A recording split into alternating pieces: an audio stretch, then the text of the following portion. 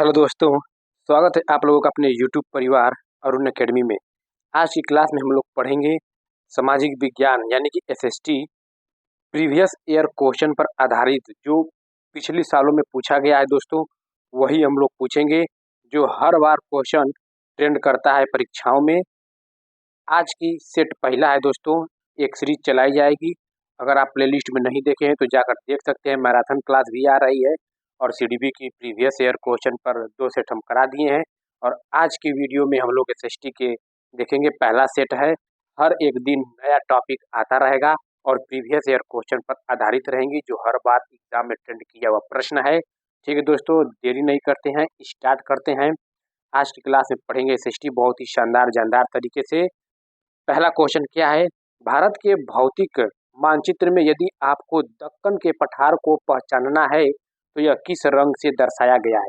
दक्कन का पठार जो है दोस्तों किस रंग से दर्शाया गया है वही आप लोग को बताना है। क्या नारंगी या भूरा या हरा या पीला? जो 7 जुलाई 2024 को एग्जाम हुआ था दोस्तों, ये क्वेश्चन आया था, यही प्रश्न उठाए हैं। तो दोस्तों ऑप्शन नंबर 4 को हम लोग लॉक करेंगे, पीला। जो भारत के मानचित्र में दक्कन के पठार को पहचानना है तो पीले रंग का प्रदर्शित किया गया है। दक्कन के पठार की जो आकृति होती है दोस्तों, ये दक्कन के पठार है, इसकी आकृति भी पूछ लेगी तो इसकी आकृति त्रिभुजाकार होती है। कैसी आकृति होती है? तो त्रिभुजाकार होती है और यह 8 राज्यों में विस्तृत है। जो दक्कन के पठार है दोस्तों, यह 8 राज्यों में विस्तृत है और इसकी औसत ऊंचाई कितनी है? लगभग 600 मीटर है दोस्तों। कई बार एग्जाम में ट्रेंड कर सकता है ये भी कि इसकी ऊंचाई कितनी है। तो दक्कन के पठार की इसकी ऊंचाई है तो 600 मीटर है। किस रंग से दर्शाया गया है? तो पीले रंग से दर्शाया गया है। और कितने राज्यों में विस्तृत है? तो 8 राज्यों में यह विस्तृत है। उत्तरी सीमा सतपुड़ा और विंध्याचल पर्वत श्रृंखला द्वारा और पश्चिमी सीमा क्रमशः पूर्वी घाट और पश्चिमी घाट द्वारा निर्धारित की गई है। चलते हैं दोस्तों नेक्स्ट क्वेश्चन पे। दोस्तों बहुत शानदार जानदार तरीके से हर एक टॉपिक हम लोग करेंगे बहुत ही शानदार तरीके से। अगर हमारी संपूर्ण पैडागोजी प्लेलिस्ट नहीं देखे हैं, मैराथन क्लास से बना दिए हैं, जाकर देखिए। हर एक टॉपिक वाइज मैराथन क्लास आती रहेगी और प्रैक्टिस सेट कराते रहेंगे बहुत ही शानदार जानदार तरीके से। बस आप लोग चैनल के माध्यम से जुड़ जाइए, उसके बाद से हर एक क्लास आती रहेगी हर एक सब्जेक्ट की और प्रैक्टिस सेट आते रहेंगे। प्रीवियस ईयर क्वेश्चन में जो पूछा हुआ है हर बार एग्जाम में वही क्वेश्चन कराएंगे। ठीक है दोस्तों, नेक्स्ट क्वेश्चन क्या कह रहा है? निम्नलिखित में से मृदा अपरदन और क्षीणता को नियंत्रित करने के उपायों का चयन कीजिए। देखिए, मल्च बनाना या अति चराई, वैदिक फार्म, बीज की फसल उगाना। तो दोस्तों जो मृदा अपरदन और क्षीणता को नियंत्रित करने के उपाय हैं वह है क्या है दोस्तों? मल्च बनाना, वैदिक फार्म और बीज की फसल उगाना होता है। तो ऑप्शन नंबर इसमें देखिए दोस्तों, ऑप्शन यहाँ पे दिया है, सही विकल्प का चयन करें। तो ये ऑप्शन 2 है, ये नहीं होगा दोस्तों। तो 1, 3, 4 सही हो जाएगा। तो किस ऑप्शन में है? 1, 2, 4 उसको लॉक कर देंगे दोस्तों। तो ऑप्शन नंबर 2 को हम लोग लॉक कर देंगे, 1, 3, 4। दोस्तों जो मल्च बनाना होता है इसको क्या कहते हैं? मल्चिंग एक ऐसी प्रक्रिया है जिसका उपयोग मिट्टी को नम मृदा क्या करते हैं? नम बनाए रखने, खरपतवारों को दबाने, मिट्टी को ठंडा रखने और सर्दियों का प्रयोग किया जाता है। ये मल्च बनाना इसको कहते हैं दोस्तों। और इंटरक्रॉपिंग यानी कि बीज की फसल उगाना का हुई क्या कहते हैं दोस्तों? इंटरक्रॉपिंग कहते हैं। तो इसकी प्रक्रिया के अंतर जब एक फसल कट जाती है तो उस खेत में उगाई गई दूसरी फसल पानी से मिट्टी को नष्ट नहीं होने देती है, जिसे मृदा अपरदन नहीं होता है। और ये वेदिका फार्म है दोस्तों, वेदिका फार्मिंग किसे कहते हैं वो जान जाते हैं। जो वेदिका फार्मिंग है पहाड़ी एवं पर्वतीय ढलानों पर कृत्रिम, जो पहाड़ और पर्वत ढलान नहीं होते हैं दोस्तों, उसी में वेदिकाओं में की जाने वाली कृषि है।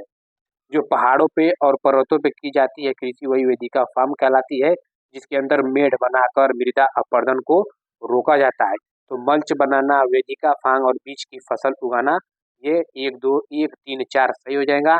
तो ऑप्शन नंबर हम लोग 2 को लॉक कर देंगे, 1, 3 और 4। ये पिछले जो 7 जुलाई को एग्जाम हुआ दोस्तों वही सब क्वेश्चन है। देखिए, पृथ्वी की गतियों के बारे में दिए गए निम्नलिखित कथनों ए तथा बी पर विचार करें तथा सही विकल्प का चुनाव करें। पृथ्वी का अक्ष, पृथ्वी का अपने अक्ष पर घूमना घूर्णन कहलाता है। बिल्कुल सत्य है दोस्तों। पृथ्वी का अपने अक्ष पर घूमना क्या कहलाता है? घूर्णन कहलाता है। पृथ्वी का अक्ष एक काल्पनिक रेखा है जो अपने कक्षीय सतह से 33.5 डिग्री का कोण बनाती है। देखिए दोस्तों, ये तो सही सत्य है कि पृथ्वी का अक्ष एक काल्पनिक है, बट यहाँ पे 33.5 डिग्री नहीं होगा, यहाँ पे 66.5 डिग्री का कोण बनाती है। तो ए सत्य है, बी गलत है। तो कौन सा ऑप्शन होगा? ऑप्शन नंबर ए को हम लोग लॉक कर देंगे, केवल ए सही है। चलते हैं दोस्तों नेक्स्ट क्वेश्चन पे। देखिए नेक्स्ट क्वेश्चन क्या कह रहा है। अकबर ने निम्नलिखित में से किन सरदारों का वतन जागीर दिया था? वतन जागीर दिया था सिखों को, मराठों को, सिसोदिया राजपूतों को या भारतीय मुसलमानों को?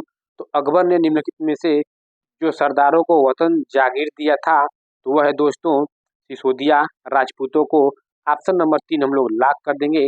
अकबर ने निम्नलिखित में से किन सरदारों को वतन जागीर दिया था? तो सिसोदिया राजपूतों को।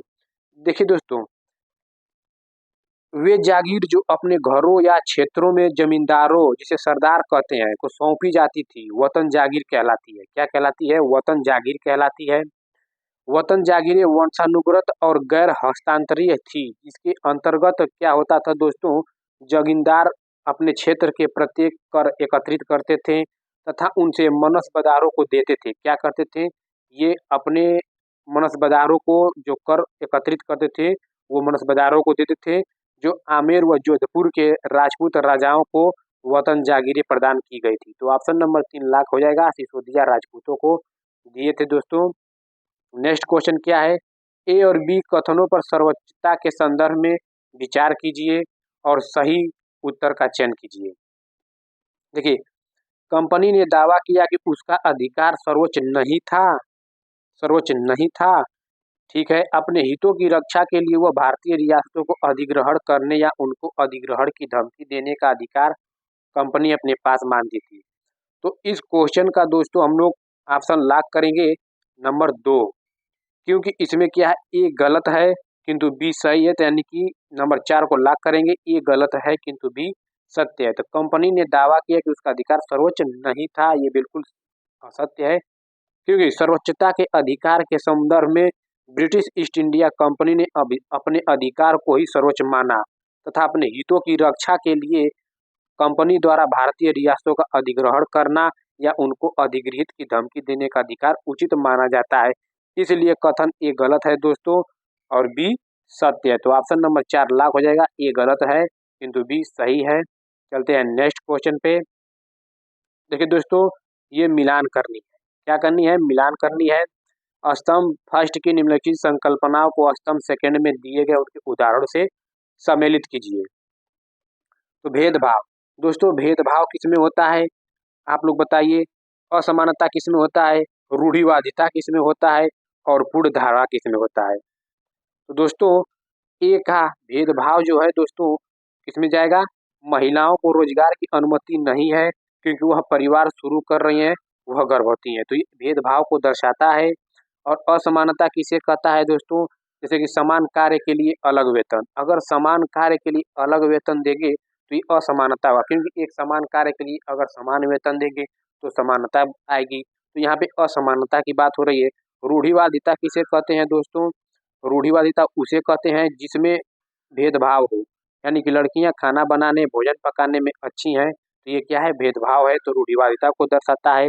पूर्ण धारा उसे कहते हैं जो जो पिछली दर यानी कि दादा परदाताओं के समय से आ रही है, उसे ही पूर्वधारा कहते हैं। जैसे ग्रामवासियों में अंधविश्वास, इसमें लोग कहते हैं कि ग्रामवासी में अंधविश्वास होता है, तो इसे पूर्ण धारा को दर्शाता है। तो इसमें क्या होगा दोस्तों? ऑप्शन नंबर 2 को लॉक कर देंगे। ए का 4, बी का 2, सी का पहला और डी का तीसरा। इसमें देख लेते हैं पहले असमानता किसे कहते हैं। देखिए, एक स्थान पर समान कार्य के लिए भिन्न वेतन असमानता के व्यवहार को इंगित करता है। पूर्व धारा किसे कहते हैं? सभी ग्रामवासी अंधविश्वासी हैं, यह पूर्व कल्पित या पूर्व धारा को दर्शाता है। भेदभाव, महिलाओं को रोजगार या काम पर इसलिए नहीं रखा जाता है क्योंकि वह परिवार शुरू कर रही हैं या गर्भवती हैं, जो भेदभावपूर्ण प्रथाओं को दर्शाता है। रूढ़िवादिता, लड़कियां खाना या भोजन पकाने में अच्छी हैं, यह धारा रूढ़िवादिता को प्रदर्शित करता है। तो दोस्तों यहाँ पे देखिए, फिर से बता रहे हैं, भेदभाव किस में जाएगा, इसमें 3। बी का दोस्तों असमानता पहला में जाएगा, असमानता का पहला में जाएगा, समान कार्य के लिए अलग वेतन। अब रूढ़िवादिता किस में जाएगा, लड़कियां खाना बनाने, यानी कि सी का चौथा में। पूर्ण धारणा ग्रामवासी अंधविश्वास, यानी कि डी का दूसरा में। तो ऑप्शन नंबर हम लोग इसमें 2 लाख कर देंगे, ए का 4, बी का 2, सी का पहला, डी का तीसरा। चलते हैं दोस्तों नेक्स्ट क्वेश्चन पे। देखिए, दिए गए कथनों ए तथा आर पर विचार कीजिए तथा सही विकल्प का चुनाव कीजिए। जो स्थान ग्रीनविच के पश्चिम में है उनका समय ग्रीनविच से पीछे है, बिल्कुल सत्य है दोस्तों। पृथ्वी पूर्व से पश्चिम की ओर चक्कर लगाती है तथा सूर्य पूर्व दिशा में जल्दी उगता है। अब ये बताइए, क्या दोस्तों ये कथन सत्य है? बिल्कुल ये कथन आर गलत है, क्योंकि पृथ्वी क्या होती है, पूर्व से पश्चिम नहीं दोस्तों, पूर्व से पश्चिम नहीं चक्कर लगाती है, पश्चिम से पूर्व की ओर चक्कर लगाती है तथा सूर्य पूर्व के पहले उगता है। तो कथन ए सत्य है और आर गलत है।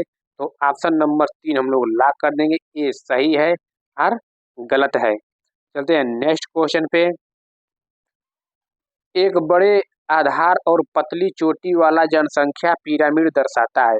उच्च जन्म दर, वृद्ध वायु वर्ग में उच्च मृत्यु दर, तुलनात्मक रूप से अधिक युवा जनसंख्या, शिशुओं में मृत्यु की दर अधिक दर या संख्या। तो ऑप्शन इसमें से कौन सा सही होगा दोस्तों? तो 8 का क्वेश्चन कौन सा है दोस्तों, आप लोग बताइए। देखिए, इसमें ए सत्य है, उच्च जन्म दर, सी सत्य है, तुलनात्मक रूप से अधिक युवा जनसंख्या, और डी सत्य है, शिशु मृत्यु की अधिक दर संख्या। बी गलत है, क्योंकि इसमें क्या है, बड़े आधार और पतली चोटी जो जनसंख्या पिरामिड दर्शाता है वो वृद्ध आयु वर्ग में उच्च मृत्यु दर से कोई मतलब नहीं है। तो ए सी डी हम लोग लॉक कर देंगे। तो ऑप्शन में किसमें है, ए सी डी, तो ऑप्शन नंबर 4 लॉक कर देंगे, ए सी डी सत्य है। चलते हैं नेक्स्ट क्वेश्चन पे। निम्नलिखित युग्मों का मिलान कीजिए और उपयुक्त विकल्प का चुनाव कीजिए। देखिए, आग्नेय शैल, आग्नेय शैल क्या होता है दोस्तों, अवसादी शैल क्या होता है, और कयांत्रित शैल क्या होता है? तो देखिए, आग्नेय शैल, आग्नेय शैल उसे कहते हैं जिनका निर्माण पिघले हुए या द्रवित मैग्मा के ठंडा होकर जमने से होता है। देखिए, ग्रेनाइट हुआ, बेसाल्ट हुआ, साइनाइट, ये आग्नेय शैल के उदाहरण हैं। तो ए का दोस्तों दूसरा सही हो जाएगा, क्योंकि आग्नेय शैल इनका निर्माण पिघले हुए या द्रवित मैग्मा के ठंडा होकर जमने से होता है। और अवसादी शैल का निर्माण कैसे होता है, तो प्रकृति जैसे कि हवा व जल आदि के द्वारा एक स्थान से दूसरे स्थान पर पहुंचना या जमा करने से होता है, उसे अवसादी शैल परतदार कहते हैं। तो क्या होगा दोस्तों, इसका हवा क्योंकि एक स्थान से दूसरे स्थान पर जा रही है, तो बी का तीसरा हो जाएगा। कयांत्रित शैल उसे कहते हैं जिनका निर्माण उच्च ताप दाब व रासायनिक क्रियाओं के कारण आग्नेय और अवसादी शैलों के कयांत्रित से होता है। आग्नेय और अवसादी शैलों के कयांत्रित से होता है, तो ऑप्शन इसका हो जाएगा सी का पहला। तो ए का दूसरा, बी का तीसरा, सी का पहला, ऑप्शन नंबर 2 हम लोग लॉक कर देंगे। चलते हैं दोस्तों नेक्स्ट क्वेश्चन पे। देखिए, अमेजन बेसिन के बारे में निम्नलिखित में से कौन से कथन सही हैं? देखिए, पूरे वर्ष यहाँ गर्म और नम जलवायु रहती है। पूरे वर्ष यहाँ गर्म और नम जलवायु रहती है दोस्तों, बिल्कुल सत्य है, ये सत्य हो जाएगा अमेजन के बारे में।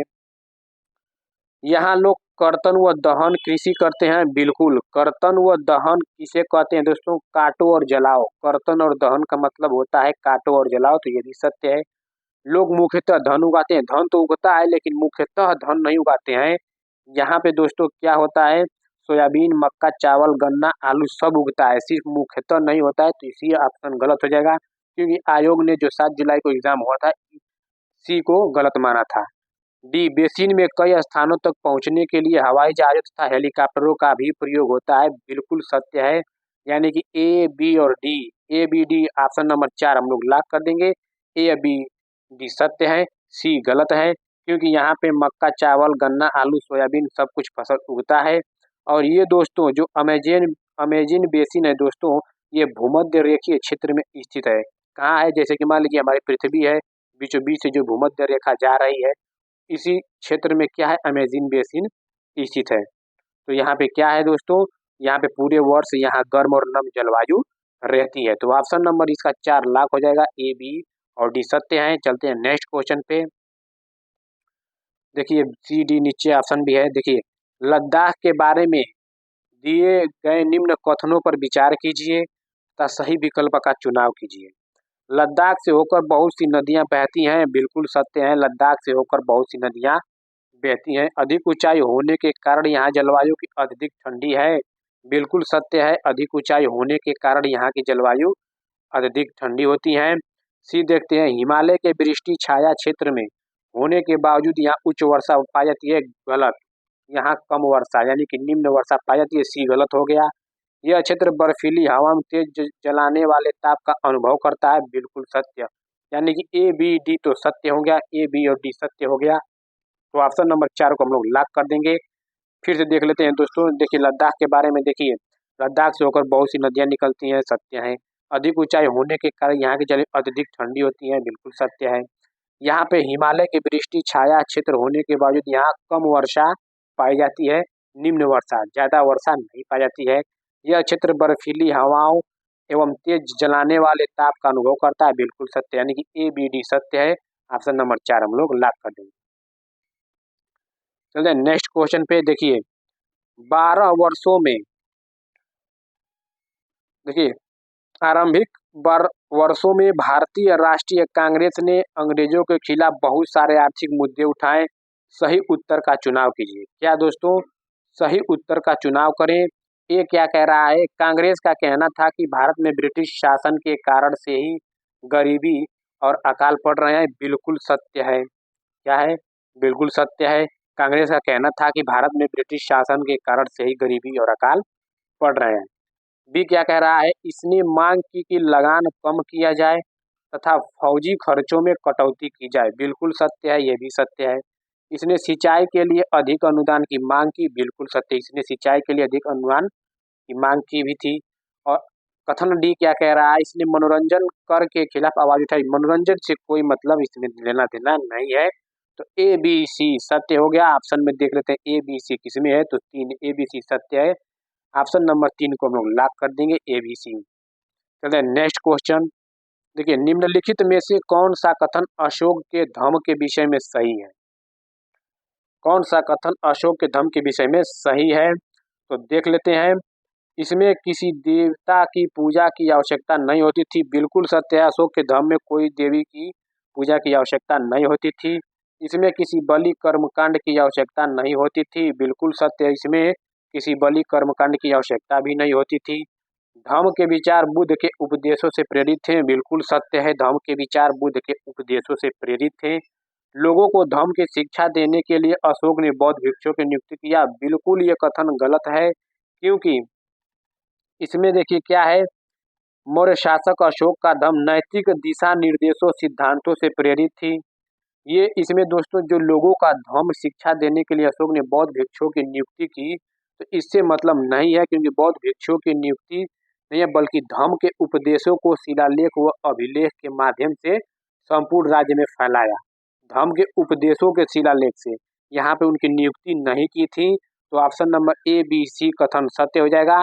तो ए, बी, सी किसमें है? तो ए, बी, सी ऑप्शन नंबर 4 को लॉक कर देंगे, ए, बी, सी हमारा सत्य हो जाएगा। चलते हैं नेक्स्ट क्वेश्चन पे।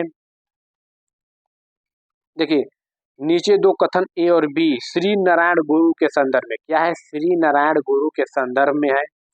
देखिए उनके अनुसार सारी मानवताएं की एक ही जाति है, बिल्कुल सत्य है। उनके अनुसार सारी मानवता की एक ही जाति है। और कथन बी क्या कह रहा है? उन्होंने सभी को सभी गुरुओं में विश्वास रखने के लिए, देखिए सभी गुरुओं में विश्वास रखने की बात ये नहीं कहे थे। तो ए कथन सत्य है, बी गलती है। तो ऑप्शन 3 को हम लोग लॉक कर देंगे, ए सही है और किंतु बी गलत है। क्योंकि श्री नारायण गुरु एक दार्शनिक, आध्यात्मिक नेता व समाज सुधारक थे। वे समाज में अछूतों के प्रति, क्या ये जो श्री नारायण है दोस्तों, ये अछूतों के प्रति सामाजिक भेदभाव के खिलाफ थे।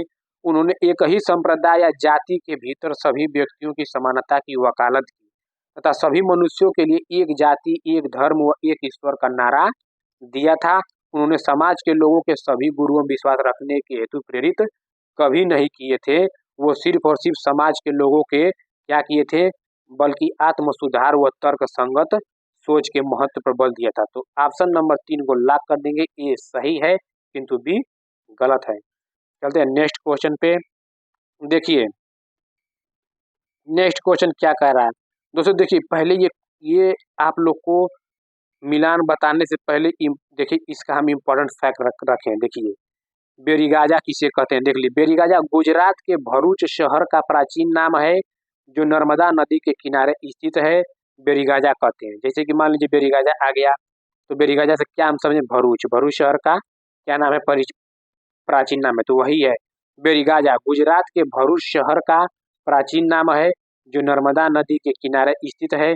श्रेणियां किसे कहते हैं, प्राचीन रोमन शिल्पकारों व व्यापारियों का संघ था। श्रेणियां प्राचीन रोमन शिल्पकारों व व्यापारियों का संघ था। एरेटियन वेयर किसे कहते हैं, एरेटियन वेयर एक प्रकार के उत्कृष्ट रोमन मिट्टी के बर्तन थे जो अपनी लाल चमक के लिए प्रसिद्ध थे। और गृहपति, गृहस्थ या स्वतंत्र किसानों को गृहपति कहा जाता था। चलते हैं अब देख लेते हैं, मिलान बिंदु कर लेते हैं। बेरीगाजा देखिए भरूच शहर का एक प्राचीन नाम था। श्रेणी दोस्तों, तो ए का दूसरा हम लोग मिला लिए, ए का दूसरा और बी का चौथा जाएगा क्योंकि श्रेणी शिल्पकारों तथा व्यापारियों का संघ है। और एरेटाइन पात्र किसे कहते हैं दोस्तों, तो एरेटाइन पात्र मुहरे लगे होते हैं जैसे जस्ट हम लोग पढ़े हैं टॉपिक में। और गृहपति, स्वतंत्र कृषक, तो यानी कि ए का दूसरा, बी का चौथा, सी का पहला, डी का तीसरा। तो ऑप्शन नंबर ए को हम लोग लॉक कर देंगे। ए का दूसरा, बी का चौथा, सी का पहला, डी का तीसरा। एक बार फिर से देख लेते हैं दोस्तों, बेरीगाजा किसे कहते हैं, गुजरात के भरूच शहर का प्राचीन नाम है जो नर्मदा नदी के किनारे स्थित है। श्रेणियां प्राचीन रोमन शिल्पकारों व व्यापारियों का संघ था।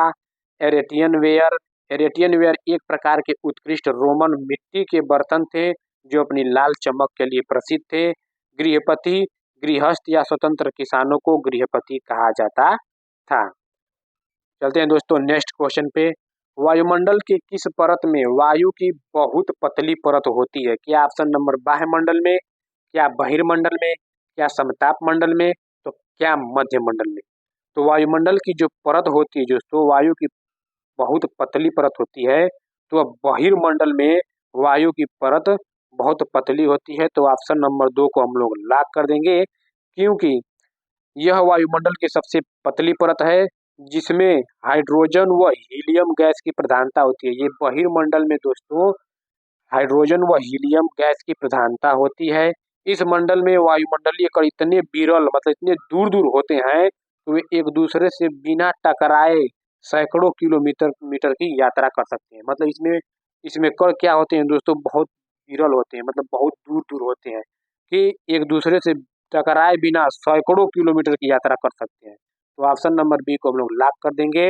वायुमंडल किस परत में वायु की बहुत पतली परत होती है, तो बहिर्मंडल में।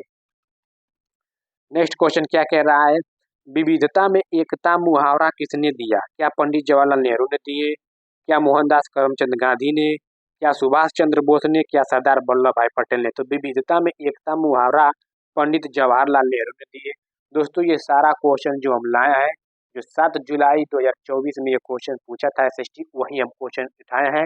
हर एक प्रीवियस ईयर का क्वेश्चन कराएंगे बहुत ही शानदार जानदार तरीके से। ठीक है दोस्तों, चलते हैं नेक्स्ट क्वेश्चन पे। देखिए निम्नलिखित में से कौन सा कथन 12वीं सदी की मंदिर निर्माण में प्रयुक्त शिल्प विज्ञान तकनीक के विकास के बारे में सही है। तो देखिए ये क्या कह रहा है दोस्तों, अधिरचना का भार शिखरों पर डाल दिया जाता था। क्या अधिरचना का भार शिखरों पर डाल दिया जाता था, ये तो बिल्कुल गलत है क्योंकि जो 12वीं शताब्दी के मंदिर निर्माण में प्रयुक्त शिल्प विज्ञान तकनीक थे उसके अंतर्गत अधिरचना का भार शिखरों पर न डालकर मेहराब पर डाल दिया जाता था। यहाँ पे दिया है कि शिखरों पर डाल दिया जाता था, नहीं मेहराब पर डाल दिया, जो मेहराब बनाए जाते हैं ऐसे उस पे डाल दिया जाता था दोस्तों। तो ये गलत हो गया। निर्माण में बलुआ पत्थर व पत्थर के छोटे टुकड़ों के मिश्रण का तेजी से प्रयोग होना बिल्कुल सत्य। बी सत्य है, यानी कि ऑप्शन नंबर 2 को लॉक कर देंगे। केवल बी सत्य है। चलते हैं नेक्स्ट क्वेश्चन पे। देखिए, निम्नलिखित में से कौन सा ग्राम भोजक के लिए सही नहीं है? कौन सा ग्राम भोजक के लिए दोस्तों सही नहीं है? क्या सामान्यतः एक ही परिवार के लोग इस पद पर कई पीढ़ियों तक बने रहते थे? बिल्कुल सत्य है ये। इनकी जमीन पर इनके दास और मजदूर काम करते थे? बिल्कुल सत्य है। गांव का कर वसूलने का काम राजा सामान्यतः इन्हें ही सौंप देते थे? बिल्कुल सत्य है। ये न्यायाधीश और पुलिस का काम नहीं करते थे? नहीं, न्यायाधीश पुलिस का काम करते थे, जो कि ये गलत है। तो ऑप्शन नंबर 4 को हम लोग लॉक कर देंगे, क्योंकि नहीं पूछा है दोस्तों, तो नहीं का नहीं बताएंगे। चलते हैं दोस्तों नेक्स्ट क्वेश्चन पे। देखिए, काफी फसल आवश्यकता मतलब कौन सा सही सुमेलित है? तो काफी के बारे में, ठंडी और शुष्क जलवायु। क्या काफी ठंडी और शुष्क जलवायु में होती थी? नहीं। काफी की फसल उगाने के लिए अनुकूल परिस्थितियों में ठंडी व गर्म उष्णकटिबंधीय की जलवायु होती थी, यानी कि ये गलत हो गया। ठंडी और उष्णकटिबंधीय की जलवायु। चाय के बारे में, चाय क्या गर्म जलवायु उच्च वर्षा में होती थी? नहीं। जबकि चाय की खेती के लिए मध्यम आर्द्र और गर्म जलवायु, मध्यम आर्द्र और गर्म जलवायु, यानी कि ए और बी दोनों गलत हैं। इसमें कौन सा सुमेलित है? तो न तो ए और न ही बी। तो ऑप्शन नंबर 4 लॉक कर देंगे। चलते हैं नेक्स्ट क्वेश्चन पे। देखिए, भूतपूर्व रियासत श्रेणी लागू थी। क्या थी? भूतपूर्व रियासत श्रेणी लागू थी स्वतंत्रता के समय केवल 1947-48 के आसपास। ऑप्शन 2 क्या कह रहा है? 1947 से 48 और 1956 के बीच, जब उन्हें प्रशासनिक इकाइयों के रूप में मान्यता मिली। बिल्कुल सत्य। ऑप्शन नंबर 2 को लॉक कर देंगे। 1947-48 भूतपूर्व रियासतों की श्रेणियां वर्ष 1947 व 48 वर्ष 1956 के बीच की अवधि को संदर्भित करती है, जब इन्हें राज्यों के पुनर्गठन व मौजूदा राज्यों के करने से पहले प्रशासनिक इकाइयों के रूप में मान्यता दी गई थी। क्योंकि वर्ष 1947 में भारत तब विभाजन से पहले 584 रियासतें थीं, जिन्हें देशी राज्यों के रूप में भी जाना जाता था। तो भूतपूर्व रियासत श्रेणी लागू थी 1947 से 48 और 1956 के बीच, जब उन्हें प्रशासनिक इकाइयों के रूप में मान्यता मिली। चलते हैं नेक्स्ट क्वेश्चन दोस्तों। देखिए, 19वीं सदी के औपनिवेशिक भारत में लड़कियों को घर पर ही पढ़ाया जाता था, क्योंकि 19वीं सदी की बात हो रही है दोस्तों। देखिए, वे पढ़ाई के साथ साथ घरेलू काम भी कर सकें। बिल्कुल सत्य है। लोग मानते थे कि सार्वजनिक स्थानों पर जाने से वे बिगड़ जाएंगी। ये भी 19वीं सदी की बात, ये सत्य है। लोग मानते थे ऐसे। लोग अपने संबंधियों और मित्रों से उनकी शिक्षा के तथ्य छुपाना नहीं, घर पे पढ़ाते थे तो छुपाते नहीं थे। तो ए और बी सत्य है, सी गलत है कथन। तो ऑप्शन में ए और बी सत्य है। ऑप्शन नंबर 1 को हम लोग लॉक कर देंगे। ए और बी सत्य है, सी गलत है। तो ऑप्शन नंबर ए और बी। चलते हैं नेक्स्ट क्वेश्चन पे। निम्नलिखित में से कौन केसरी नामक अखबार, जो ब्रिटिश शासन का कट्टर आलोचक बन गया था, का संपादक था? तो ये दोस्तों बाल गंगाधर तिलक थे, जो केसरी नामक अखबार का संपादक किए थे।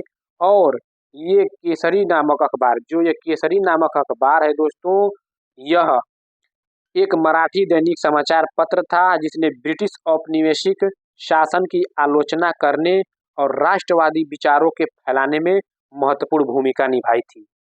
क्या कही थी? महत्वपूर्ण भूमिका निभाई थी। इस समाचार का, किसका? केसरी नामक अखबार यानी कि इस समाचार पत्र का प्रकाशन सर्वप्रथम 1831, कब? 1831 ईस्वी में हुआ था। इस समाचार पत्र में बाल गंगाधर तिलक ने देश का दुर्भाग्य नामक शीर्षक से लेखक लिखा, जिसमें ब्रिटिश सरकार की नीतियों की आलोचना की गई थी। इसमें केसरी नामक अखबार में, और किस भाषा में लिखी गई थी? तो ये किस भाषा में लिखी गई थी? मराठी दैनिक समाचार एक पत्र था। मतलब मराठी दैनिक समाचार एक पत्र था दोस्तों। देखिए, निम्नलिखित में से सही जोड़ियों का मिलान करिए। देखिए, सही जोड़ियों का मिलान करें। देखिए, स्थल मंडल, स्थल मंडल किस में जाएंगे दोस्तों? स्थल मंडल क्या पादप, क्या चट्टान, या जल, या वायु? ए का दूसरा दोस्तों, स्थलमंडल चट्टानों एवं खनिजों से बना है, तो ए का दूसरा। और बी का तीसरा, यानी कि जल के विभिन्न स्रोत। जल किस में आते हैं? जल के विभिन्न स्रोत में आते हैं। और वायुमंडल, वायु की पतली परत, वायु का वायु में आएगा। जैवमंडल, जिसमें सभी लोग आते हैं, पादप, जीव जंतु, ये जैवमंडल। तो दोस्तों, ऑप्शन नंबर हम लोग किसको लॉक करेंगे? तो ऑप्शन नंबर 2 को लॉक कर देंगे। ए का दूसरा, बी का तीसरा, सी का चौथा, डी का पहला। तो ऑप्शन नंबर 2 लॉक हो जाएगा। दोस्तों, इंपॉर्टेंट फैक्ट देख लेते हैं। देखिए, स्थलमंडल चट्टानों व खनिजों से निर्मित है, जो पृथ्वी की पपड़ी व ऊपरी परत बनाते हैं। जलमंडल जल के विभिन्न स्रोत जैसे महासागर, नदियां, झीलें व भूजल आदि सभी सम्मिलित हैं। वायुमंडल वायु की तरह पतली परत है, जिसमें जीवन के लिए आवश्यक भिन्न गैसें सम्मिलित हैं। जैवमंडल, इसमें सभी जीवित जीव जैसे पौधे, जीव जंतु, अन्य क्षेत्रों के साथ उनकी अंतःक्रिया भी सम्मिलित है। तो दोस्तों, चलते हैं नेक्स्ट क्वेश्चन पे। देखिए, नीचे दो कथन ए और बी 19वीं शताब्दी में चमड़े के काम करने वाले के संदर्भ में है दोस्तों। तो कौन सा है? पहले विश्व युद्ध के दौरान सेना के लिए जूतों की जबरदस्त मांग पैदा की गई थी। बिल्कुल सत्य है। पहले विश्व युद्ध के दौरान सेना के लिए जूतों की जबरदस्त मांग पैदा हुई थी। दूसरा कथन क्या कह रहा है? सामान्य जातियों के गरीब लोगों ने इस अवसर को देखा और सेना हेतु जूते आपूर्ति के लिए तैयार हो गए। बिल्कुल कथन सत्य है, यानी कि ए और बी कथन दोनों सत्य हैं। तो ए और बी दोनों सही हो जाएंगे। चलते हैं नेक्स्ट क्वेश्चन पे। मुगल राजस्व व्यवस्था, जिसमें हर फसल के लिए राजस्व दर की अलग सूची बनाई गई, उसे कहते हैं? क्या जागीर कहते हैं, क्या जब्त, क्या जात, या इक्ता? तो इसे जब्त कहते हैं दोस्तों, क्योंकि यह प्रणाली मुख्यतः बिहार, लाहौर, मुल्तान, दिल्ली, अवध, मालवा, गुजरात में प्रचलित थी। मुगल राजस्व व्यवस्था, जिसमें हर फसल के लिए राजस्व दर की अलग सूची बनाई गई, उसे जब्त कहते हैं। और ये जब्त बिहार, लाहौर, मुल्तान, दिल्ली, अवध, मालवा व गुजरात में प्रचलित थी। चलते हैं दोस्तों नेक्स्ट क्वेश्चन पे। देखिए, सरकार ने ऐसे कानून पारित किए जिसने उन संगठनों में बालवाड़ी यानी क्रेच सुविधा अनिवार्य किया है, जहां महिला कर्मचारियों की संख्या क्या 10 से अधिक थी, या 15 से अधिक थी, या 25 से अधिक थी, या 30 से अधिक थी? तो 30 से अधिक थी। ऑप्शन नंबर 4 को हम लोग लॉक कर देंगे, क्योंकि सरकार ने ऐसे कानून पारित किए जिसने उन संगठनों में बालवाड़ी अनिवार्य किया जहां महिलाएं कर्मचारियों की संख्या 30 से अधिक थी। तो ऑप्शन नंबर 4 को लॉक कर देंगे। चलते हैं नेक्स्ट क्वेश्चन। पृथ्वी की शैलें, वे शैलें जो पृथ्वी के निर्माण के 30 करोड़ वर्ष पश्चात बने, 30 करोड़ वर्ष पश्चात बने दोस्तों, तो वो कौन सा है? क्या विश्व की नवीनतम शैलें मानी जाती हैं, या पश्चिमी ऑस्ट्रेलिया में? देखिए दोस्तों, 30 करोड़, ये पश्चिमी ऑस्ट्रेलिया में स्थित है। जो विश्व की प्राचीनतम शैलें, जो चट्टाने हैं, वो पश्चिम ऑस्ट्रेलिया में स्थित हैं, जिनका नाम जैक हिल्स है। जैक हिल्स के नाम से जानते हैं। और जैक हिल्स क्या दोस्तों? ये जो जैक हिल्स है, जैक हिल्स, ये पश्चिम ऑस्ट्रेलिया में स्थित हैं, और जो पृथ्वी की सर्वाधिक पुरानी चट्टानों में से है। इनका निर्माण दोस्तों 4.3 अरब वर्ष पूर्व, यानी कि 4.3 अरब वर्ष पहले हुआ था, जो पृथ्वी के निर्माण के 30 करोड़ वर्ष पश्चात बने थे। तो कहाँ स्थित है जैक हिल्स? पश्चिमी ऑस्ट्रेलिया में स्थित है। जैक हिल्स के बारे में बात की गई है दोस्तों। जैक हिल्स का ही निर्माण 4.3 अरब वर्ष पहले हुआ, और जो पृथ्वी के निर्माण के 30 करोड़ वर्ष पश्चात बने, और वो किस स्थान पर स्थित है? तो पश्चिमी ऑस्ट्रेलिया में स्थित है। तो ऑप्शन नंबर 2 लॉक रहेगा, पश्चिमी ऑस्ट्रेलिया में स्थित। नेक्स्ट क्वेश्चन क्या कह रहा है? देखिए, इतिहास की गुढ़लिपि का अर्थ निकालने या लिखने में पुरातत्वविद एक महत्वपूर्ण भूमिका निभाते हैं। निम्नलिखित में से उनके काम की प्रकृति के बारे में कौन सा सही नहीं है? यहाँ पे देखिए, पुरातत्वविद मतलब पुरातत्वविद का काम क्या है दोस्तों? तो ये भवनों व चित्र मूर्तियों के अवशेषों का अध्ययन बिल्कुल ये पुरातत्वविद करते हैं। औजारों, हथियारों, बर्तनों, पेन आदि की प्राप्ति के लिए छानबीन और खुदाई कौन करते हैं? तो पुरातत्वविद करते हैं। जानवरों, पक्षियों, मछलियों की हड्डियों का ढूंढना कौन करते हैं? पुरातत्वविद करते हैं। लिखित सामग्री लेखों की जांच कौन करते हैं? तो ये इतिहासकार करते हैं। ये इतिहासकार का काम आता है। तो पूछा है कि उनके प्रगति में कौन सही नहीं है? तो ऑप्शन नंबर 4 लाख हो जाएगा, क्योंकि ये इतिहासकार करते हैं, पुरातत्वविद नहीं करते हैं। चलते हैं नेक्स्ट क्वेश्चन पे। दोस्तों, सामाजिक विज्ञान में परियोजना पद्धति में शामिल है क्या? गतिविधि, प्रयोग, चर्चा, वर्णन। तो दोस्तों देखिए, सामाजिक विज्ञान में